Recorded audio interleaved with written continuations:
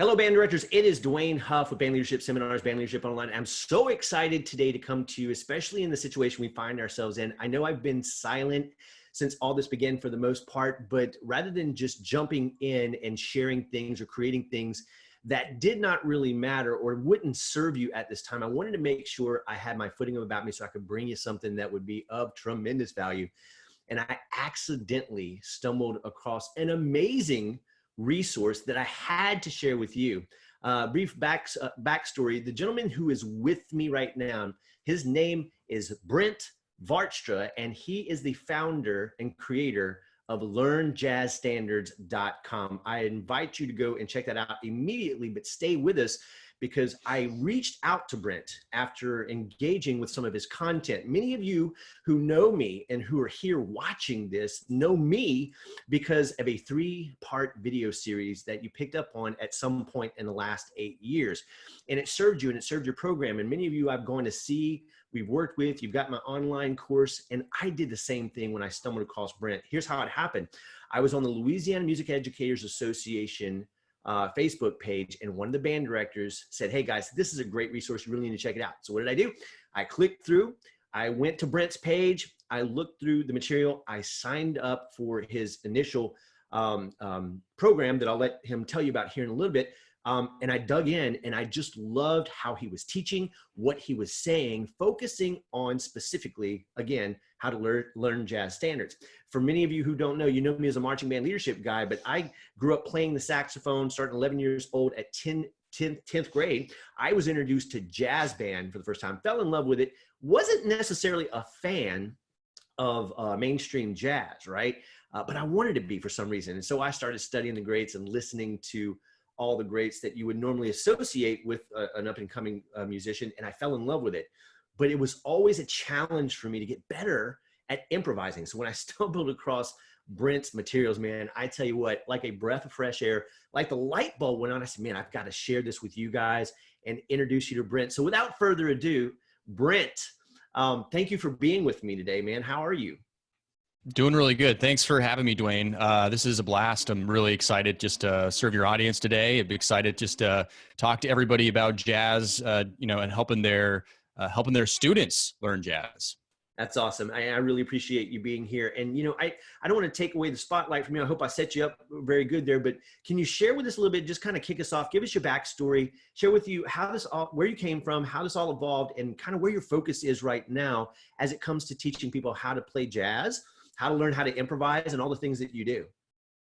Yeah, absolutely. Just like a lot of us, I kind of got into jazz through, middle school and high school jazz band, like many other people. So I sort of got my taste when I was around 17 years old. Is kind of where I started to go, there's something to this jazz stuff that is kind of interesting to me. When I was 18 years old, I had the opportunity to go to part-time to a private arts high school that was just starting out. And there was this incredible jazz teacher who had a sort of a discipleship of amazing students in the town that I lived in. And so I got fully engaged, fully immersed. Long story short, that's where I really fell in love with jazz. That's where I really got serious about it. I went on to study it in college. I went on, moved to New York City, and I became a professional jazz musician, playing gigs, hitting the streets, teaching students, the whole 9 yards. Now, eventually, I wanted to use my talents in a way that would also help me not live paycheck to paycheck. And so I decided to create an online jazz education resource called LearnJazzStandards.com. My whole entire goal on Learn Jazz Standards is really to help those people that have felt left behind, like the people that go and watch the YouTube videos and hear the person talking about, melodic minor theory and the augmented blah, blah, blah scale, right? And get a little bit, feel left behind, right? So my goal is always to try to make jazz simpler for everybody, a little bit more understandable. And not only that, help musicians get actual results, practicing in a way that's actually going to help them move the needle in their jazz playing. And that's what I'm passionate about. That is awesome, man. And you know what? Whenever I stumbled across your materials and I was going through them, I felt that same passion come through.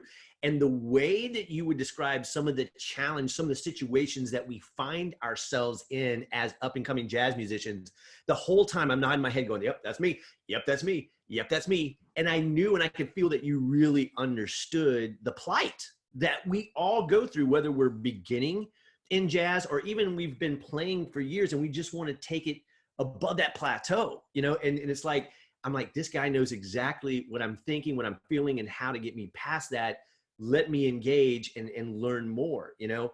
And so I think a natural thing that comes up as you're kind of setting this up is one of the burning questions I have about being a jazz musician. I know it's going to serve students, might even serve some of the band directors that are listening, or anybody who's watching this who is trying to learn how to play jazz. And it's this: how do you keep from becoming overwhelmed and stay the course and push through whenever there's so much to learn, especially today on YouTube? I mean, I like to think that if I was back in the day and I had all the YouTube resources that are there with the transcriptions and people teaching how to play and all that kind of stuff, I might have done a little bit better. But I can see being even more overwhelmed with all the stuff coming at me. How do you stay focused?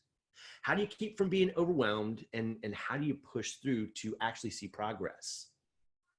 Yeah. Before I set up the direct answer to that question, I think to help aid the answer, it's important to recognize there's a lot of limiting beliefs that people have, musicians have, when they come to learning jazz. Let's go over a few of them. Like, number one, I'm too old, or I am starting too late to learn how to play jazz, right? Some people come to it and they're like, this is way too complex. I'm never going to get it. Forget about it, right? So that's setting them up for failure right away, right? So that's limiting belief number one. Limiting belief number two is that you need to know a ton of music theory to play jazz.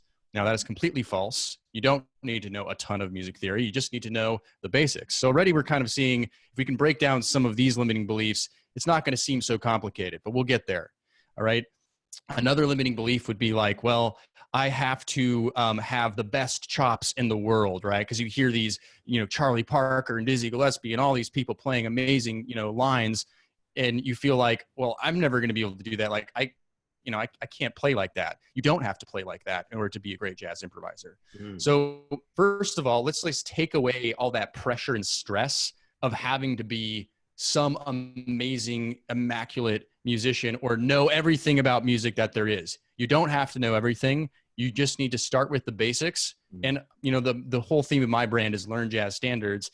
And the reason it is because if you just learn one jazz standard,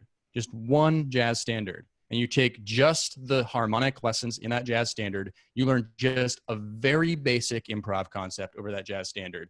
You've now unlocked an entire web of understanding of how to play hundreds more of jazz standards, because just a little bit of harmonic information goes a long way. So first and foremost, I think it's a mindset thing, right? Sometimes we approach learning concepts that seem complex, and we get overwhelmed by the sheer amount there is. But if you can just simplify all that and say, no, I just need to learn one small thing, then you can start growing from that one thing. And that's what I help people do. I help direct people through that process so it doesn't feel overwhelming. Does any of that resonate so far? Absolutely. And that's why you see me shaking my head up and down throughout the whole thing, is that you're kind of busting the myths, and it's so refreshing, right? And I can remember, and I like what you're saying there about all the harmonic information that you're going to learn by just learning that one jazz standard. I can remember years ago, a guy who was my contemporary in, you know, age group, and when actually he was a little younger than me, and he was killing it as far as his ability to play. And I would ask him, I'm like, how do you do that? How did you learn? I'm missing something. He's like, no, man, when you spend time in this, all of a sudden you start to see these things that are common, and they kind of repeat themselves. And all of a sudden you get this bigger understanding, but he couldn't really nail it down for me. And it sounds like you've unlocked that. And now you can help guide people to unlock that in their own minds. Yeah, I mean, well, that's certainly my goal. That's certainly the kind of people I try to help and I try to reach the best. So to kind of go a little bit further with that, you know, like, well, where should someone start if they're just completely overwhelmed? They don't know what to do. You just simply start with the blues. Now, why would we start with the blues? The blues, as we know, is the cornerstone of jazz music. Or if you didn't know that, now you do, right? The blues, African-American music, jazz is really a combination of, you know, it grew up in New Orleans, right? You know, close to where you're at, Dwayne. And it's really this combination of blues and European marching music and this mix of cultures just coming together to create this music, right? So Right. the blues is just pivotal. And the other thing is the blues is something that we can all understand, right? I mean, everybody understands it. It's part of rock, it's part of jazz, it's part of like pop. The blues is everywhere. So that's something we understand. And a traditional blues is only 12 bars. Okay. So you're just dealing with 12 bars that you have to figure out, right? Now you're only dealing with, well, if we're talking about a jazz blues, so not like maybe someone would call it basic blues, you're dealing with 3 types of chords. Well, let me make sure I got that right. You're dealing with dominant 7th chords, you're dealing with minor 7th chords, and you're dealing with diminished 7th chords. Now the diminished 7th chords maybe seems like a wild card there, but you're only dealing with 2 chords to start. You have to learn how to play over. Three chords you have to learn how to play over. And one of them only lasts for 1 bar. So it's not too scary. So then, we could break it down even further. Like, well, how do you even play those chords and how do you connect those chords together? But we start with the blues and learning a little bit of blues language and stuff like this. And that's a great place to start with, and forget about everything else, because once you learn how to play that blues to at least, a relative level of comfort, suddenly you've already unlocked a ton of harmonic concepts that you can go and learn maybe a tune that's a little bit simpler, like Autumn Leaves. And then you go, hey, I recognize a few things from the blues going on here. And then maybe you'll learn about relative minor and major keys. And that will open up like, whoa, I didn't know that was something that existed. And I never would have known that if I didn't know this first. And then you keep going and it just keeps snowballing. So I always recommend to students who are just starting out or are trying to even get into jazz, right? Start with the blues.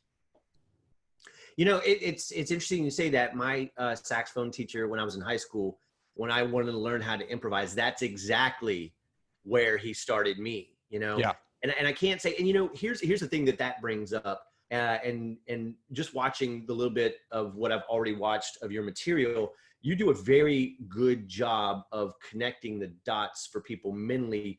Instead of saying, hey, do this, in theory, this is what it'll get you. You kind of, you break it down and you say, if you do this, here's the results. And I even see, I saw, and I can't remember if it was on your podcast or what, that you would actually break it down and show and how it all connects and relates together. One of the biggest challenges I faced as an up and coming student, both high school and college, who was my teachers who had all this great wisdom and this ability to play, would say, hey, go away and practice this and come back, in the next lesson, and we'll go from there.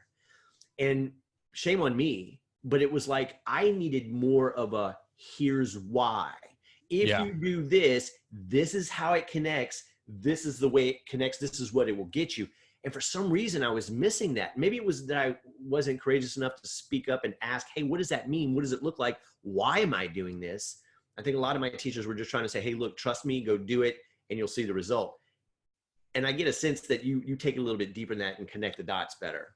I really do, because I believe that like the foundation of learning is making a psychological connection with whoever you're teaching. And so this is more like my teacher cap going on right here. Like I want like, and this is partly just the way that I learn. I'm a bit of, I don't know if I have a problem with authority or that's what you would call it, but I don't take really anybody's word for very much. Like it's sort of like, that's interesting information. Now tell me why I should do that, right? Because especially if I'm going to invest my time and energy, like we know that learning music is not easy.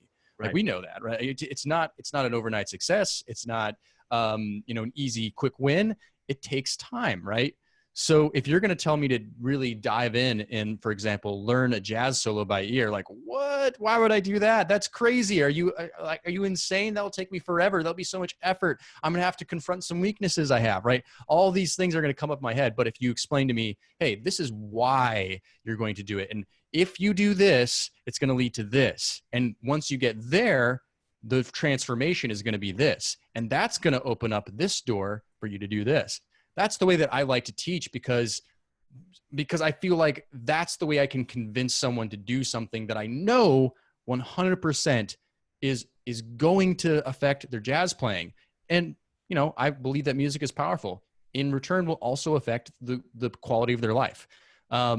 So I guess that's why I kind of approach everything from the here's what and here's why, rather than the here's what and go do it. But that's just me. The problem with authority. So I need. And you saying that, you're absolutely right. I don't know if I had a problem with authority back then, but I do now. So maybe that was a precursor. And I'm not kidding. Let me tell you how bad it was for me, in line with what you're saying there. when I learned to play piano, I will not Yeah. touch a piano to this day because of the pain I went through to learn piano. Yeah. But they showed us how to play the scales and how different hands do different things, and there were several different combinations about doing that. And in my mind, I'm like, there is no way I'm going to spend that much time, that amount of time going slow learning this to do it. And I know that I spend 3 weeks trying to find somebody to show me how to do it differently, but there was no other way to do it. This was the way. And if my teacher would have simply said, look, I know this is laborious. I know this is painful. I know this is this, but here's what we understand and know. There is no better way to do this. For thousands of years or hundreds of years, they've done it this way. And trust me, if there was another way, I would show it to you. I think that conversation might have helped me to just absorb it and invest in it like you're talking about. Because if I don't understand why, in my head, I can't make sense of it, why would I comply? Or why would I go through that? Yeah.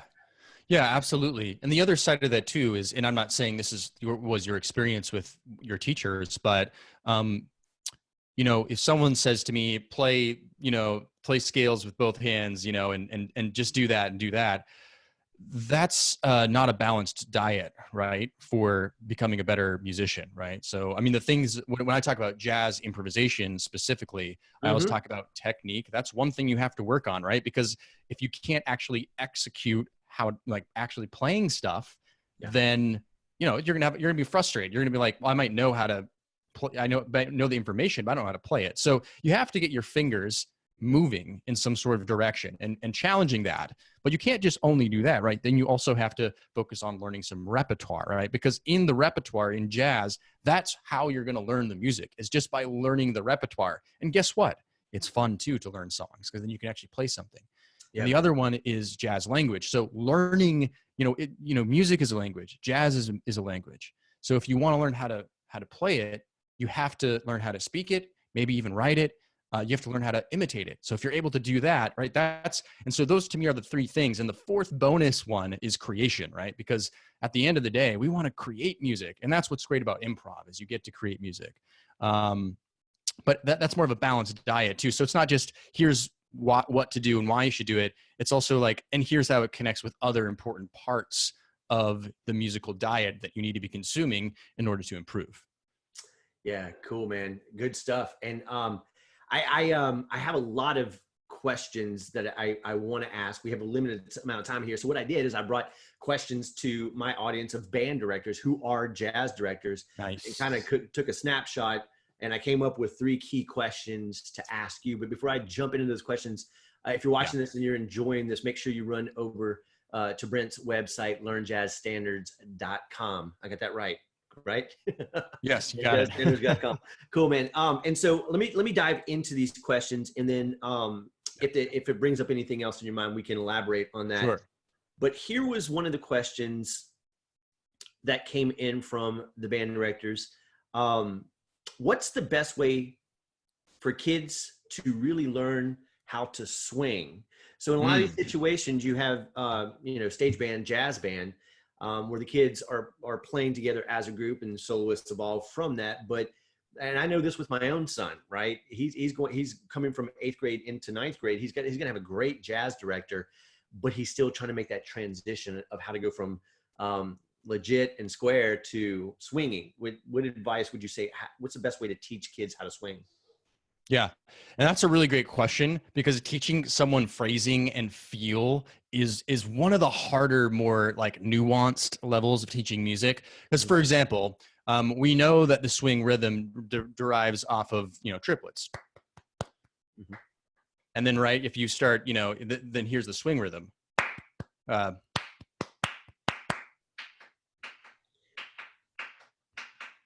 Right? So you could teach someone that, right? And they'd be like, okay, rhythmically, maybe I get it now, right?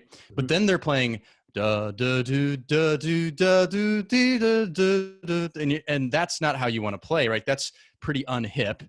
Now it's okay if that's where you start, but that's not how it actually feels. So the best way to teach kids how to play, or kids, adults, anybody, how to swing, is to simply have them imitate.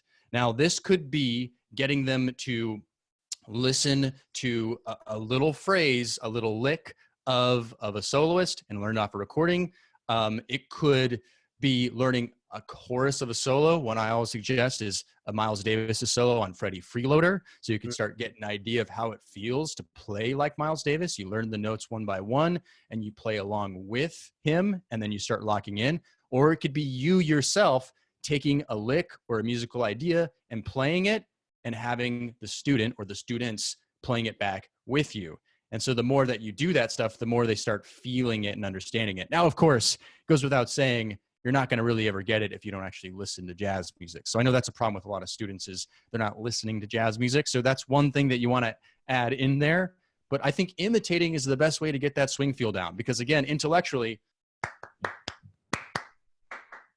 we know that, but that's only going to get us so far. So really just getting that feeling in. And, different players will play with a different amount of swing. If they are playing in swing, some will swing it really hard. Some will play it more straight, but just a little bit of swing in there. So it really, there's no right or wrong answer, but we do want to get more inside of the way the musicians are actually playing. Yeah, man, that's good stuff. And, I'm thinking through that as you're saying it, and I'm trying to transition my son. And so I'm doing a lot of those things. I'm singing it with him and having him read it back to me. I'm playing it on the horn. I'm showing him the difference between tonguing and slurring in the jazz, because he's a saxophone player like me, and trying to reinforce that. And then we got on a call with his band director the other day, a Zoom call, and I forget the terminology he used, but when he said it, man, I'm like, wow, yes, that's exactly it. So maybe coming at it many different ways until it resonates and sticks, until that kid gets it individually, or until the adult, whoever it is, right? Yes. Absolutely. But, why would a student, for example, be more, find it easier to play straight eighths? Well, that's because they're listening to straight eighth music, right? And to be fair, a lot of jazz, bossa nova, lots of other things, have straight eighth rhythms in it, of course. But, how do you get that? You have to imitate it, right? You just have to follow along and just keep going through it until you get it. To me, the best way every single time is just to copy what somebody else is doing and play along with them. And then you'll get that phrasing. You'll get that feel. It'll come naturally because you've done it so many times. And then it'll start sinking into your actual improvisation. Nice.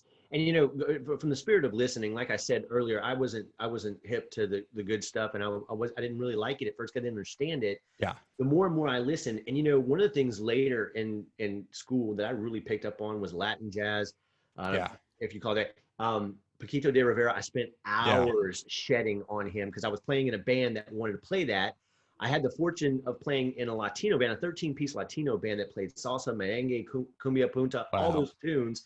And then I got turned on to Michel Camilo and his big band. And I mean, just, it got in my soul. So I think those kids or anybody really has to find something that just they dig. Yes. Right. And that just speaks to them on a visceral and emotional level. So they engage and they're like, how do I do that? And then we can pull them back and say, oh, okay, well, let's go back to the basics and show you how that applies here. Yes. That's just been something I've stumbled across with my son. Yeah, that's excellent. I think you're kind of getting on the point of maybe there's a lot of students you're trying to get them, a band director might be saying hey, I have a student, how do I get that student into jazz, right? Because we know that you have to listen to it to get it, right? But maybe they're not quite into it yet. Right. And I have a couple of thoughts on that, but one is introducing the music to them. And so you made a really good point. There are certain albums that hey, you should listen to get what jazz is in general, that will be helpful. But at the same time, that's not necessarily how you're going to reach the student. Sometimes it's if you're a guitar player, maybe check out Kurt Rosenwinkel, check out this cool song that you might dig that has some more rock influence in it, that has some crazy, shredding stuff that might sound cool, or, so you kind of think a little bit about here's something that I think maybe would branch from the music you're listening to now into the jazz world. And then once you check out Kurt Rosenwinkel, you realize that, he has standards albums too. It's not just his other, his original music. He has standard albums, and then you get to hear how he plays, all these great standards. And then you learn that, really he's stealing lines from Charlie Parker. Then you go to Charlie Parker. So sometimes it's not a bottom up approach. It's a top down approach. Yeah. That's Yeah. what I'm trying to say. And a connecting the dots things. Oh, you like this? Try this. Oh, you like this? Try this. And if they get involved in the flavor of that musician, now they're receptive to hearing more of what he does. Yeah. And well, and let's use one more example with Kurt Rosenwinkel. So Kurt Rosenwinkel on his album Deep Song, this the track that is the title of the album is Deep Song. So Deep Song it's a beautiful, mournful ballad, completely beautiful. But if you do a little research, you'll find out that actually he copied the exact arrangement of Billie Holiday's recording of that back in the 1940s.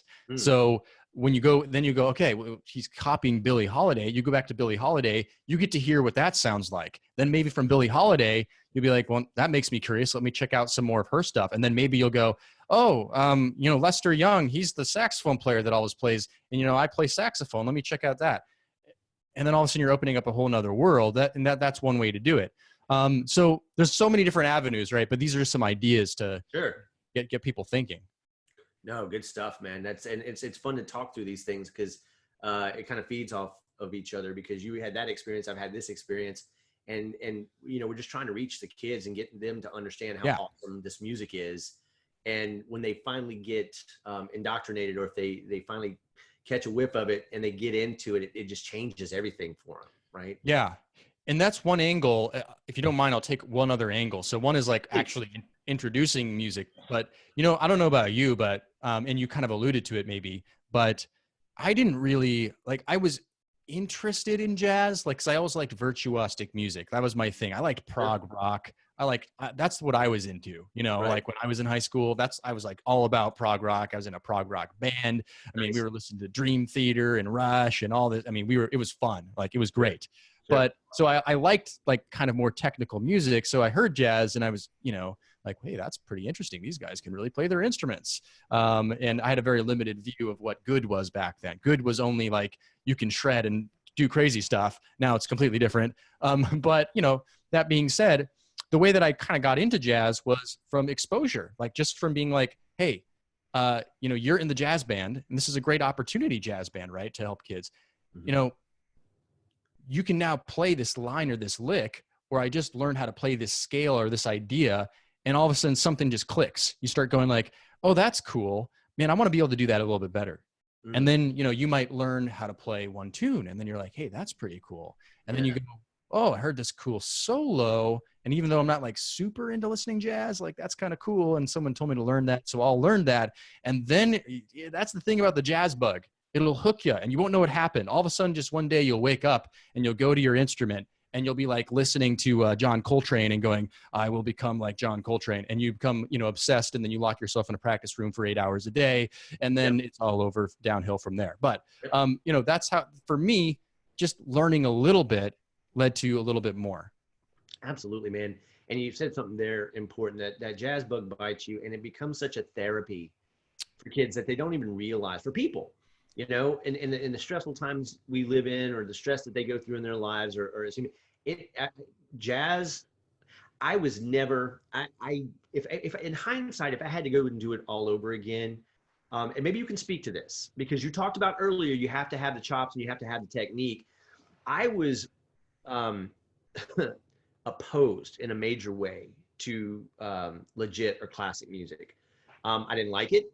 I didn't want to play it. There were a couple of cool things in it that I learned on some of the things that I was required to do. And oddly enough, I was probably more intimidated and felt like I wasn't very strong in that type of music. So my senior recital, I actually did better on that music than I did on the jazz, probably because I focused so much on it.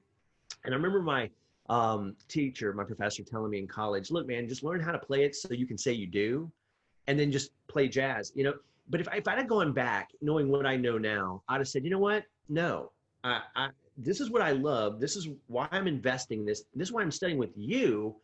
I don't really give a rip about that stuff. If I got to change my major, I'll change my major. Because one of my early teachers said, he said, Dwayne, just because you go to school for jazz, don't mean you can play jazz. Absolutely. You know what I'm saying? And I should have said, you know what, maybe it's time to change my major or change my direction, because if I'm here to learn everything I can from this guy, I need to go full in on the jazz side of things. But am I being delusional here? Can I become a proficient jazz player, improvising without really shedding on legit and classical type music? Yes, you can.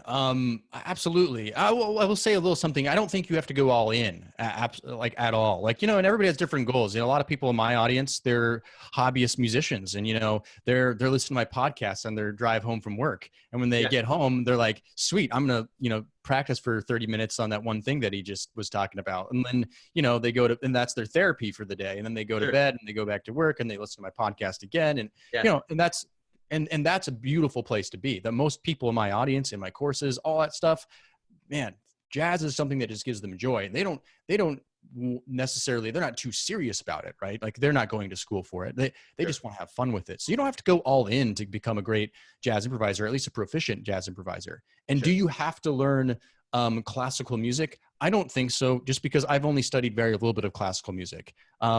Is classical music a great thing to study? Sure. If you're a rock player, is jazz a good thing to study? Sure. You're going to learn something from it, right?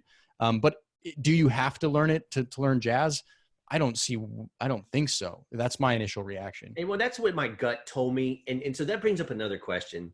And here's where this question comes from. And maybe you can, shed some light on this for me. The first part of this question is being a good jazz player, is it talent?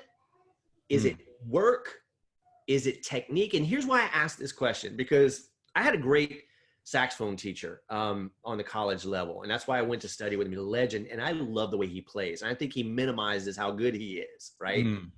And he is always playing tenor, but he's an amazing alto player. Dude, stop playing tenor. Yeah. You're robbing the world of your talent by not playing alto. It brought such joy for me to hear me play. And so that was my experience. And he was an amazing he still is an amazing lead alto player. And everything I learned about playing lead alto in a jazz band, I learned from him. And he just was so good. But he never considered himself an artist. He considered himself a craftsman. Right. And so I go away to a jazz camp, a Jamie Aebersold camp in Kentucky. I get around these kids, 12 and 13 years old from down in Miami. And they are playing circles around my professor, who was in the 1 O'Clock band at North Texas, who played with the Woody Herman Orchestra. No, Stan Kenton. I'm sorry, Stan Kenton. And it just has this track record. And these 13-year-olds, are killing it. So that brings the question up to me: is if a kid's trying to become the best they can as a jazz musician, because they get the bug and they love it, is there a ceiling with their talent, or can they learn to work through that by the right influence, by the right teaching, by the right mentorship, like what you're offering through your course? Is it a talent thing? Is it a work thing? Help me to know, man. I feel like, any style of music, not just jazz, right? There's certain people that are just going to be a little bit more naturally talented than others. And that's a fact. I think I play pretty well. I was able to play professionally. But I live in New York City. Some of the best jazz musicians in the world flock from all over the world, and they come here. And am I the most talented of them? Not by a long shot. But you still work. Can I accomplish my goals? I sure can. You know what I mean? So it kind of like depends a little bit. I guess, when we talk about talent, sure, people are more talented. There's some people that are more talented than others. I think at the end of the day, to compare yourself to one person to the other is something that as musicians, and especially jazz musicians, oh man, it is it's a bit of an illness it really is. Well, because you know why? Improvising is one of the most vulnerable things you can do. And in music or otherwise, you don't know what's going to happen. You're putting yourself out there. You're putting your soul out there. That's a scary thing to do. And so we look at other people that just do it so well, and it emotionally affects us. Right. So I was going to say, let's address that right now. Because I know there'll be a lot of students who will come up and they will play in combos and they will play gigs, either, professionally or not professionally. But at some point might find themselves on a professional stage or find themselves going down that track. How do you keep yourself from becoming derailed, intimidated, or self-ostracized because you feel like you're being judged? And that you're not measuring up? How do you keep down that progression track and not let that stuff affect you? I hope that's making sense. How do you deal with that mind game? Absolutely. And well, this is a really important thing because this alone sometimes completely, makes people that would enjoy jazz and getting into it, it intimidates them and then they walk away from it. And that's a Yes. shame. So, something, and I can speak to this because I certainly had a period in my life where I was just absolutely self-conscious. Now, some of that was because I was so serious about it. Like I was, and not everybody's is ever going to be as serious as I was or is about it. So that's part of it, right? Taking things too seriously. But I really love Carol Dweck. Has a book called Mindsets. You should check it out. And she talks about in that book the growth mindset and the fixed mindset. Now, the fixed mindset shows up to a jam session or to a band rehearsal and here's somebody else play incredible. And you just don't have near the skills, right? I mean, you want to, but you don't have near the skills, and looks at that and says, there's a cap to my talent. I'm never going to be that good. It's just not possible. Forget this, right? Or, I guess I'll always be unhappy, right? And the growth mindset looks at that same scenario and says, hey, look how great that person is. How lucky am I that I get to be in proximity with that person so that maybe I can learn a few things. Maybe just one question I ask that I'm going to feel like, oh, now I gained a little bit more insight. Or maybe, oh, the bar is up here. I'm probably going to get closer to that bar than I would have if I wasn't around this person. That's the growth mindset. So is that easy? No, it's not easy to think that way because all of our instincts are to embrace the fixed mindset. I have a fixed mindset about so many things, right? But when you start thinking to yourself, how can I embrace the growth mindset? That's where you have to be with music, or else it's going to slow you down. You're not going to improve as fast if you're constantly playing that comparison game and beating yourself up. You won't improve better and faster. I want to build upon that as well, because I can tell you about a couple of experiences that I had, because I had the fixed mindset as a musician until I started to throttle back as a musician. Going back to what you originally said, I stopped taking it so seriously. Yes. I started enjoying it more. We used to have cats come sit in with us. I played in a funk band and we played all the 70s funk, and it was a blast. Talented cats, but we had a 3-horn section. Sometimes we'd bring in a 4th, sometimes we'd sub out, all that kind of stuff. Well, a couple of the guys who came and played with us, in my opinion, were better than me. And, prior to that happening, I would have been intimidated, upset. And if they would have come into my space, it would have deflated me. But I remember shifting that mindset, saying, hey, these cats are awesome. I'm not going to be here forever. I'm on my way out. I'm not going to be doing this, for this anymore. Let me enjoy this process. And I always found that whenever I took on that mindset on stage, in a rehearsal, when those guys would play, it would actually elevate my ability. And I don't know what psychology is behind that, but when they would come on stage and they'd play with us and they were just playing these sick solos, all of a sudden my game elevated. And what I didn't think I was capable of, I don't know why that is. Yeah. But it had to be a growth mindset. Absolutely. And the best music I've ever played in my life, like I'm talking about, I've played hundreds and hundreds of gigs. The best gigs were the one where all of a sudden everything faded away. It was just me and the band. No, it wasn't even just me. It was like we were a unit. Something magical happened. I was playing. I didn't even know what I was playing. It's like you get into this weird vibe, this weird space, this euphoria space where everybody's connecting, everybody's playing together.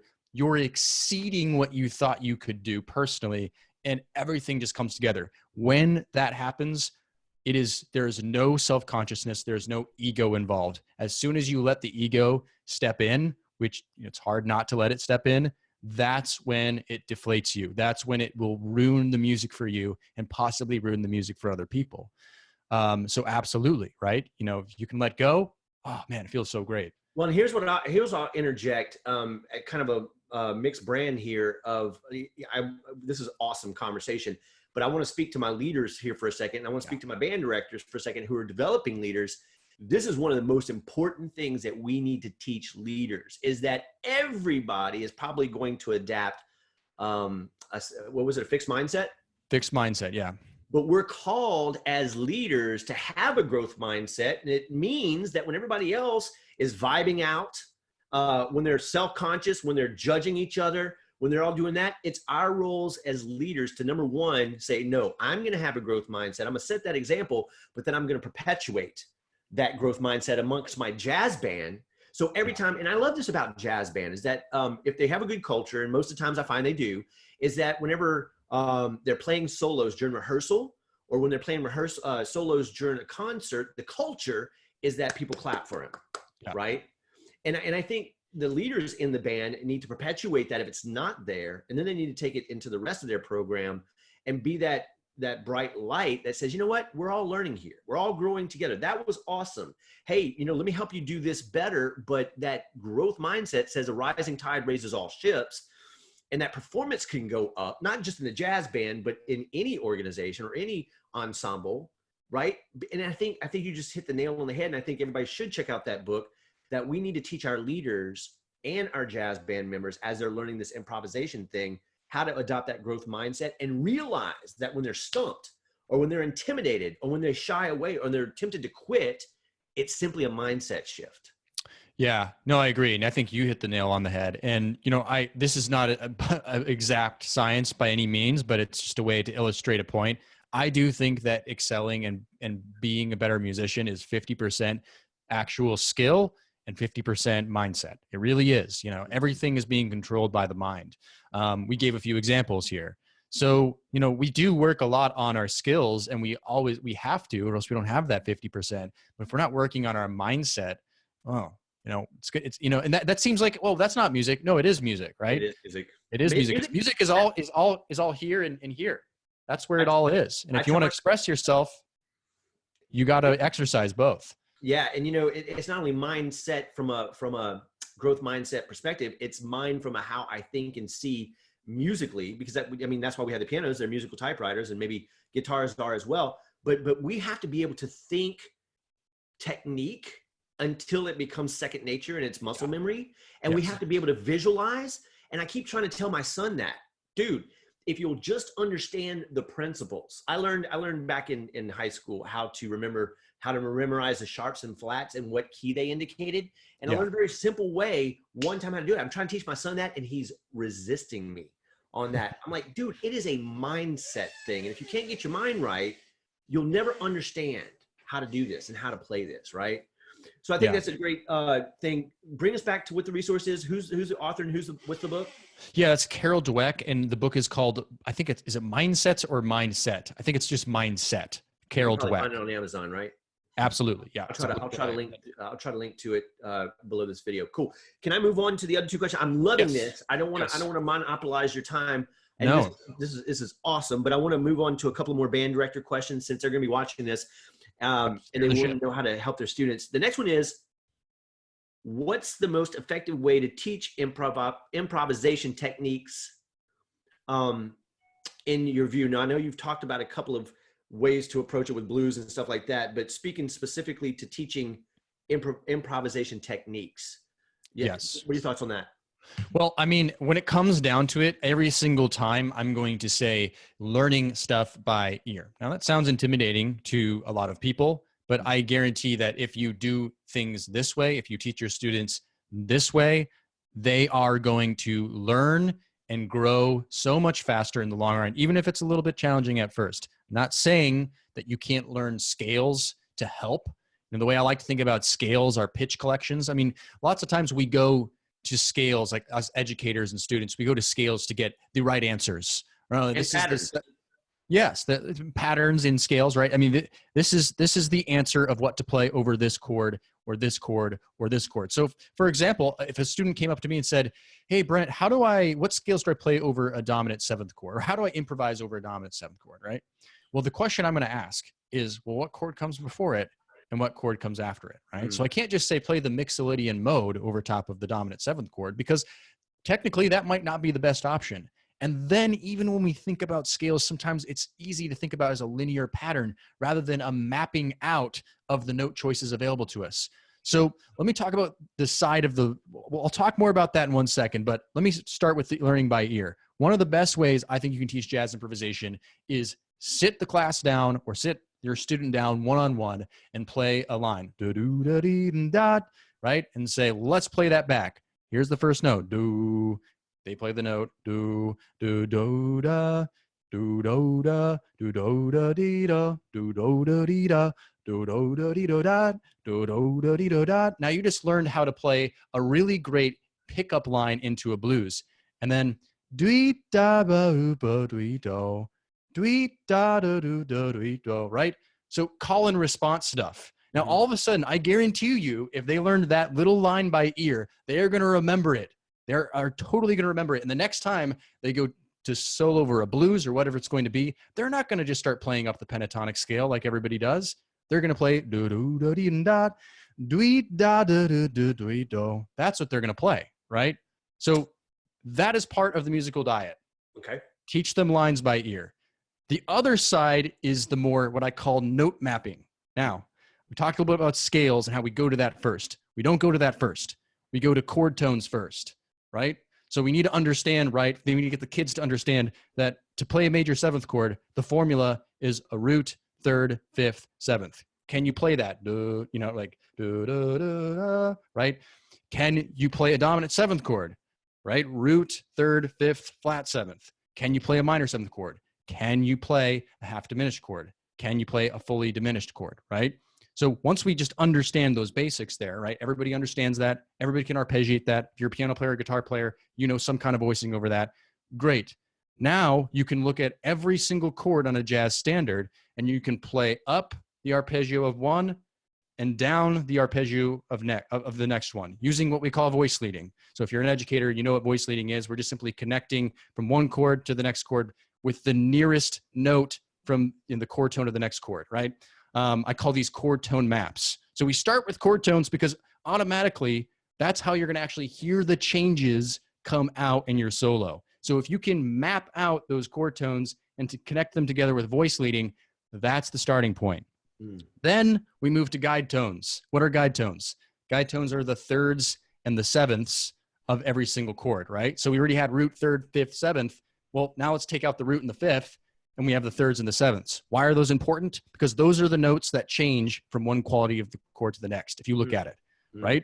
And those are the notes, like if you resolve to the third, oh man, it's going to sound really good. It's going to sound like you played the chord changes out, right? Start analyzing licks and you'll see, oh, a lot of times they're resolving to the third or sometimes the seventh. Not always, but when they do, it sounds like a money moment, right? So then you map out those guide tones, same thing, you know, third, seventh, resolve to the third of the next one, down to the seventh, resolve to the, up to the third, resolve, just through all the chord changes of a blues or a autumn leaves, whatever it is. Sure. Then we can create a scale map, right? Then we can go, all right, we can play a scale up here, and scale down here, scale up here, scale down here, connecting all the chords together. And really all we're doing is filling in the notes in between. Now that's not music. The music side was what I taught before. The do do da dee da dee da da do do do. That's the music. That's the note mapping. So now we're getting the technique down. So now they know the note choices that are available to them. So to me, there's two sides of that. There's the here's the information and here's the music, and both of them have to be taught. Got it. Yeah, man. Good stuff. You know, and interesting. Maybe you could speak to this. I can remember on a gig, we were playing with the funk band, but you know, if we were playing a wedding or if we were playing some other function, we'd start out with a jazz set, right? And we'd play Little Sunflower, we'd play Autumn Leaves, we'd play, I'm trying to remember, it's been a while. Anyway, All Blues. And so on All Blues and Little Sunflower, and I'm not the best improviser, I can't say I know all the jazz theory and all that kind of stuff, but on those two tunes, somehow, some way, after playing them over time, I just found, and I was playing outside, I was playing good stuff. The rest of the band was like, oh my God, that was amazing. And I was basically tripping through something, I guess a certain scale or something that I knew that was working throughout the tune. But Autumn Leaves always seemed to trip me up. And then I can't remember exactly what happened. But in the moment, maybe I asked the trumpet player next to me or somebody, hey, can you win, whatever the case might be. And I stumbled across a scale that I basically stuck to, and it worked throughout the whole thing. What did I do there? What did I find that actually worked, where the notes weren't out, they weren't off, they weren't wrong, but they kind of flowed in there, even though my rhythm might not have been right, but I was there. I was inside the key, and it was sounding pretty decent. What happened there? Yeah. Oh, are you asking me what happened? I'm asking because I can't say that I know. And the reason I'm asking this is because you were saying if I learn the licks and then I learn, the chord tones and then the leading tones, was it that you said? The guide tones, The yes. guide tones. Thirds and sevenths. Then if I understand those based on the licks and the way the progression's working, then I start to bring it all together. But I know there's my limited understanding, and I'm showing my limited understanding here. It's been a long time since I studied this stuff. But like a blues scale, I can play over a blues progression. Yes. It might not sound the best, but there's other things that I can play over it. So there's certain scales that if I stay to them, Yes. it doesn't get too far out and it works. So I guess that's what I'm saying. That's probably what happened in that situation. Sure. Well, Autumn Leaves is a great example of right, you have relative keys. So it's played in a couple different keys, but technically it's in G minor. Okay. So the relative major of G minor is B flat major. Mm-hmm. And so the first part of the song starts is a 2-5-1 in B flat major. The second part is a 2-5-1 into G minor. So really everything can be related to G minor right there. Okay. This is the theory behind it. So let's just say that the scale you were playing was the B flat major scale. Technically, it's all going to sound right. It's not going to sound like you're playing any wrong notes. It just won't sound like you're actually playing the changes, right? Got it. So that's a pitch collection that you can use to sort of encompass some ideas, but there's so many other pitch collections you can use, right? So that's why I always say, hey, it's going to sound good, and that's good. That's a good thing. Sure. But if you learn those chord tones first, that's when you're gonna start playing the changes, right? Then it's gonna be like, and you're gonna like it better. You're gonna be like, yeah, it felt good to not play a wrong note. Remember, by the way, you're only a half step away from a right note when you play a wrong note. Yeah. But you're gonna feel so much better when you actually play the chord tones, and you're like, yeah, that's where I'm going, right?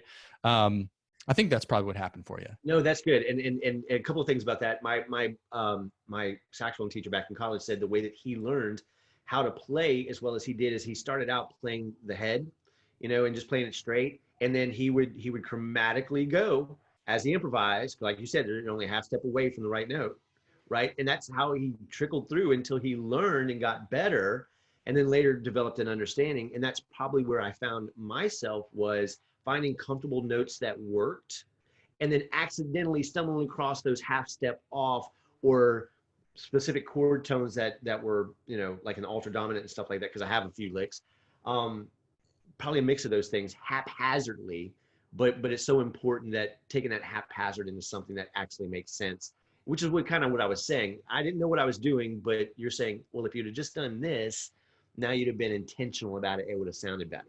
Right.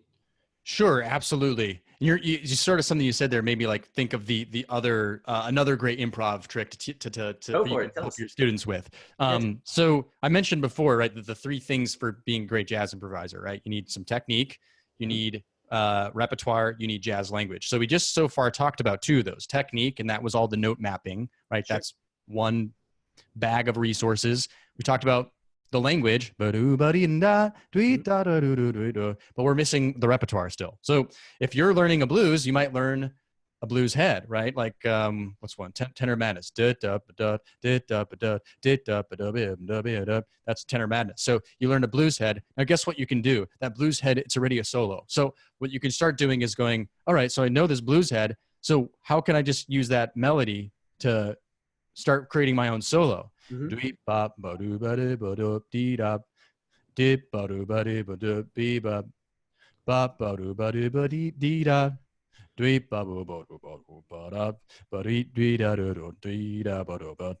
can start creating music just from the melody. A great exercise I like to teach is first chorus, just play the melody straight. The second chorus, embellish the melody. So, still be playing the melody, but you're kind of making your own version of it, right? Sure. So you're starting to like ease off the set stuff and going a little bit more to the improv. The third time, improvise freely, but quote the melody here or there. So, so you're still keeping the melody in mind and you're going back to it. So that's another thing you can do. So those are three solid improv techniques that I think covered my big three, as I call them. So hope that has some inspiration. Absolutely. No, that's really good. And guys, as you're watching this, remember, learnjazzstandards.com is where you can find Brent and his materials. I do have another question for you that came in from band directors, and then we'll kind of play the head and take it out, if you will, right? um, Nice. okay, here's the third question. What 5 artists or albums would you recommend students engage uh, to begin both of those processes, both learning the technique of improvising and learning how to swing? Okay. Yeah. Again, this goes back to, these would be essential ones to know, versus how we necessarily get kids into them. Now, they could be vehicles to get, kids and students into playing jazz, but yeah, ones, if you want to really understand the whole range of the jazz gamut, that is, as it were, that are really the most important pivotal ones in the history of the music. So we start with Louis Armstrong. Louis Armstrong is kind of like that guy that, a lot of us know who he is, right? But he's kind of like the guy that really started making jazz into what jazz is today. Okay. So we need to check out him. The best ones to go check out is the Hot Fives and Hot Sevens. It's a compilation album of his 2 bands, the Hot Five and the Hot Sevens. So that's going to give you an idea of what early jazz sounded like. Kind of like the Dixieland, as we call it, sort of the New Orleans, style of jazz that Louis Armstrong was the guy. Sure. The next person to really, now I'm having to make choices here. The next to really come around is the swing era. And so there's a few there. I don't want to give too many options. I'm really tempted to give let's just do Duke Ellington. So Duke Ellington, you should check out Duke Ellington. There's so many Duke Ellington albums. I'm not sure I could list one of them, but Duke Ellington would be good to understand that big band thing. And of course, Duke Ellington is a good one to listen to if you're teaching a jazz band, right? Because that's kind of the context in which you're playing in. So understanding that big band swing era thing is important. That's an evolution of jazz. Sure. The next evolution of jazz would be Charlie Parker or Dizzy Gillespie, but really Charlie Parker. So Charlie Parker, this is in the 1940s. When all the troops were coming back from World War II, they came back to the jazz clubs to go do their dancing because, that's the music that they left home with. But they were going to the jazz clubs and they're hearing this crazy virtuosic music of people just, it wasn't about dancing anymore. Right. And that's Charlie Parker. But that's where the music, that's where it went to, right? So jazz all of a sudden went from being popular music to really not popular music because the musicians just got too nerdy, basically, is the way I like to describe it. So Charlie Parker is really important to understand bebop, right? Yep. A good one is to listen to Charlie Parker and Dizzy Gillespie live at Massey Hall. That's a good album if you want to hear what that bebop sound like. Now, bebop really has dictated everything that's come after with jazz. So that's really important that, students listen to Charlie Parker, understand who he is and the style of music and how it changed from the Dixieland era, from the swing era to bebop. Then I would say, I'll give 2 more. Is that okay if I give 2? Please do. Please do. I'm sure nobody's going to be disappointed with that. Okay. All right. So the next one I would say is Miles Davis. So Miles Davis is really important. Oh, by the way, can you see that right there? Can you see that right there? Yes, I can. Miles himself. Yeah. So Miles Davis is important for a lot of different reasons. One, he's the only jazz musician that actually played in the bebop era, hard bop, cool bop, fusion, and even pop at the end of his life. So he really has basically played all the different eras of jazz and styles of jazz of the evolution of any. So he was just involved in and always evolving himself. So he's important for that reason. He's important because he brought together so many amazing musicians as a band leader. So he brought together John Coltrane, Cannonball Adderley, Tony Williams, Elvin Jones, all these, Herbie Hancock, all these people that maybe they would have gotten popular, but he was the one who did it, right? He was the one that brought them together. And then of course he just came out, he was a great player himself, right? So the one that everybody will always say you should listen to, and I find that students don't get it quite right away. Right. Eventually when they get into jazz, they get it. And that's Kind of Blue. Yeah. Kind of Blue is a really popular, important album. And it's kind of an introduction into modal jazz. It has the blues in it. It has ballads in it. So it's a really great album to know and understand, especially just because of its historical importance. But not all students get into it right away. They listen to it, they're like, "What's this? Let's go play some video games, right?" But that's an important one. The last person I would say is John Coltrane, and John Coltrane, the tenor saxophonist. The reason he's so important is because he was a real innovator in the music. He really innovated and created his own style, and That's why if you go down to New York City and listen in any of the jazz clubs around, every saxophone player sounds like they shedded John Coltrane at some point. So he had a really big impact. So for that, I mean, there's so many albums, really, it's hard to pin one down, but I guess him as an innovator is Giant Steps. So check out that one. That one is the one that where he really like sort of went from being in Miles Davis's band playing the best, which is my favorite John Coltrane, playing really straight ahead, swinging in the pocket. But then he started branching off and innovating his own stuff. And that started happening there. And it's amazing too. So I'm sorry. I hope that wasn't too much. Like, I hate giving too much, but I couldn't help myself. No, and I think any of the jazz directors who have been at this for a while would totally agree with you, and also refresh their memory about some things that they can be giving to their students as resources. So Brent, let me, before we sign off and say goodbye here, any closing thoughts you would have as far as helping your students to learn to be jazz musicians, jazz improvisation.